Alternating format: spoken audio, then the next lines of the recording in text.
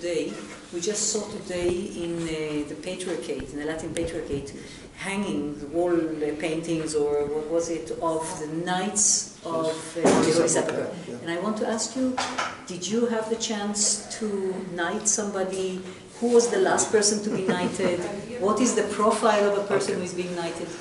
Okay, the order of the Holy Sepulchre is not very old, in the sense that, as you know, the chivalric orders, the oldest ones were the Knights Templars, which are extinct. I mean the original order. Nowadays there are a lot of Templars everywhere.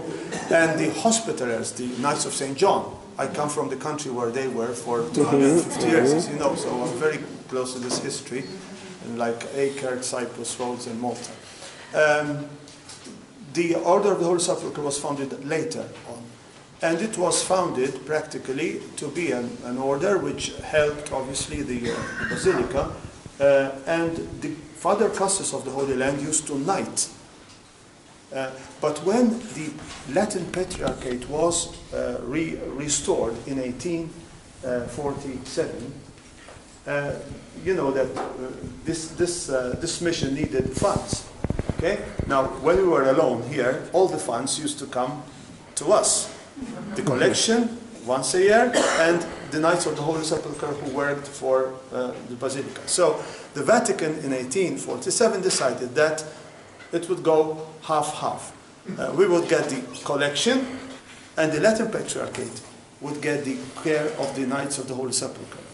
Okay? So, practically they are knighted nowadays, not by us anymore, but by bishops or by other. They've got their own Grand Prior, as you know, who is a cardinal, normally, a retired cardinal. Normally the retired cardinals are made Grand Priors and And will it be done in the tomb itself? No. No. Okay. Still using the small. No. Okay, the famous sword. No, thanks God we don't use any swords in the Basilica. At least nowadays we're not like in Crusader times. I hope that you all know that all kinds of weapons are prohibited from the Basilica. The famous sword, I know that many of you ask where is the sword, what's happened to the sword. As you know, the sword of the so-called sword of Geoffrey or Godfrey of Bouillon was hanging in the sacristy until about 2 years ago, and then it was taken over to Versailles for an exhibition, and now it's being brought back, but it's not here anymore. Museum. Yes, I have no right to make a decision regarding the sword, so I'm not the one to decide, obviously. Even though my personal opinion is that the sword should better. Who? The spouse. The spouse. The horse.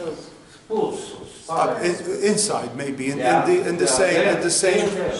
No, with the sword. This is with the sword. It's with the sword. No, as they're above. Anyway, I personally don't like it to stay here for a very simple reason. Not because of the sword in itself, but because there is no place where to keep it. So many people would like to see it, but you know the sacristy. It's sometimes we get crazy. If you've got two groups for mass, you've got priests there, people coming in for and a group wanting to see the sword.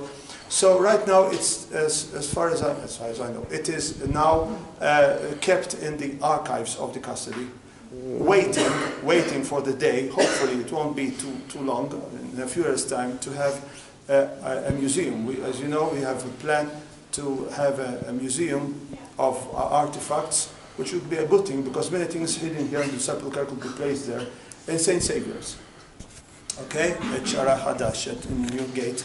And the lower part of underneath the church used to be the library, the big library. We've taken that away now, and the library is another place. So that place is all empty, and there is Father Eugenio Aliata is in charge of eventually. But we need to wait until we get funds for it. As you know, it's a question of As always. Okay, unfortunately we won't take questions.